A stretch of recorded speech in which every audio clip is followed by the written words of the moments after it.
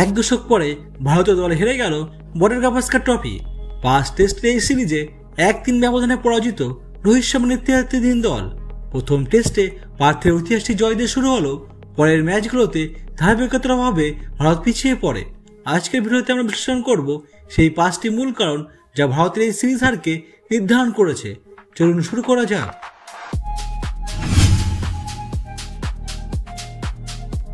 ভারতের সিরিজ হারার সবচেয়ে বড় কারণ হলো ব্যাটিং। গোটা সিরিজ জুড়ে ব্যাটাররা নিজেদের ছন্দে ছিলেন না।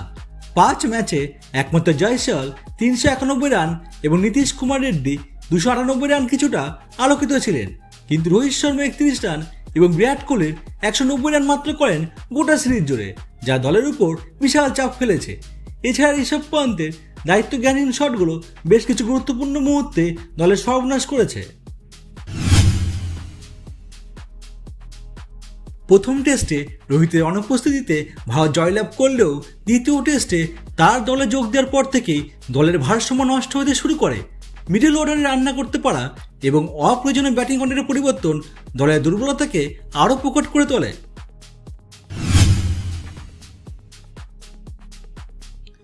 ভারতীয় বোলিং আক্রমণে মোহাম্মদ শামির অভাব ছিল প্রকট।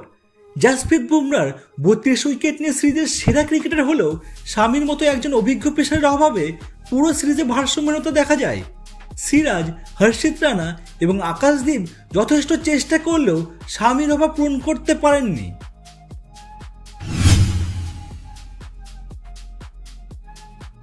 টেস্টে রোহিত শর্মার নেতৃত্ব নিয়ে প্রশ্ন উঠেছে, বিশেষ করে ব্রিসবেন এবং মেলবোর্নের সুযোগ থাকা সত্ত্বেও আগ্রাসী ক্রিকেট না খেলার ফলে ম্যাচের দখল হারায় ভারত। ব্যাটিং অর্ডার এবং বোলার পরিবর্তন তার বারবার ভুল সিদ্ধান্ত ভারতের ম্যাচগুলোতে পিছিয়ে পড়ার কারণ হয়ে দাঁড়ায়। 5 ম্যাচে কোহলির সংগ্রহ মাত্র 190 রান। প্রথম টেস্টে 17 রান করলেও সেই পারফরমেন্স ধরে রাখতে ব্যর্থ হন। অফ স্টাম্পের বাইরে বল করলে তার দুর্বলতা স্পষ্ট হয়ে যায়। কোহলির ব্যর্থতার প্রভাব মিডল অর্ডার এবং গোটা দলের উপর পড়েছে। প্রিয় দর্শকবৃন্দ, এই 5টি কারণের মিশ্রণে ভারতীয় দল এই সিরিজে সাফল্য অর্জন করতে ব্যর্থ হয়েছে। তবে ক্রিকেট অনিশ্চয়তার খেলা এবং ভারতের মতন দল শীঘ্রই ঘুরে দাঁড়াবে সেই প্রত্যাশা আমাদের থাকবে। আপনাদের মতামত জানাতে ভুলবেন না এবং যদি ভিডিওটি ভালো লেগে থাকে তাহলে লাইক, শেয়ার এবং সাবস্ক্রাইব করুন। দেখা হবে পরবর্তী ভিডিওতে।